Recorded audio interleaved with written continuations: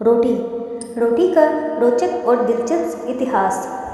रोटी जितनी स्वादिष्ट और पौष्टिक होती है, उतना ही रोचक और दिलचस्प इसका इतिहास भी रहा है। भारत के विभिन्न भागों में रोटी के लिए विभिन्न हिंदी नाम प्रचलित हैं। इनमें से प्रमुख है फुल्का और चपाती। इसके साथ ही ये विभिन्न प्रकार की भी होती हैं।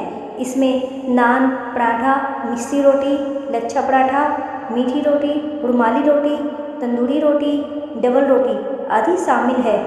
ये तो बात हुई रोटी के सामान्य परिचय की, जिसके बारे में लगभग सभी को पता होगा।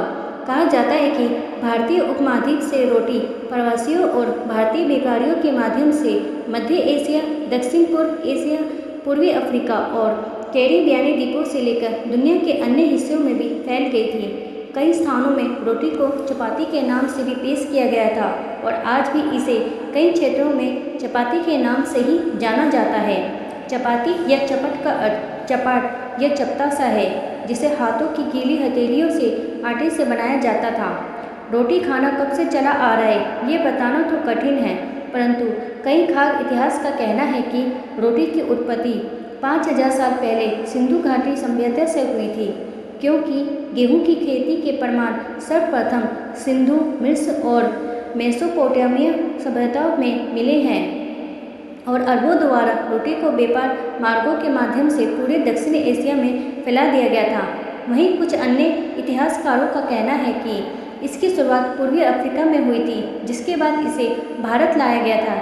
ऐसे ही नहीं जाने कितनी कहानियाँ हैं जिसमें रोटी बनाने की शुरुआत के बारे में कई दावे किए गए हैं, परंतु इसकी उत्पत्ति के सर्वमान्य साक्ष्य दक्षिणी भारत से ही प्राप्त होते हैं।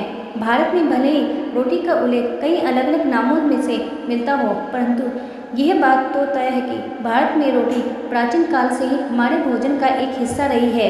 मोहनजोदड़ो को खुदाई में भी 5000 वर्ष पुराने कार्बन युक्त गेहूँ मिले हैं, जिससे सिद्ध होता है कि उस समय भी उसका उपयोग होता रहा होगा।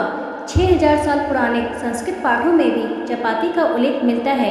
यहाँ तक कि 1600 में करोटी और रोटिका जैसे शब्दों का उल्लेख तुलसीदास और भारत मिश्रा ने किया था। निश्चित तौर पे ये रोटी के स्थान पर प्रयोग किए जाने वाले शब्द ही हैं। यह भी कहा जाता है कि 16वीं शताब्दी में रोटी सम्राट अकबर की पसंदीदा थी। इसका जिक्र आईने अकबर में भी मिलता है, जिसकी रचना अकबर के ही एक नवरत्न दरबारी अबुल फजल इवन ने मुबारक ने की थी।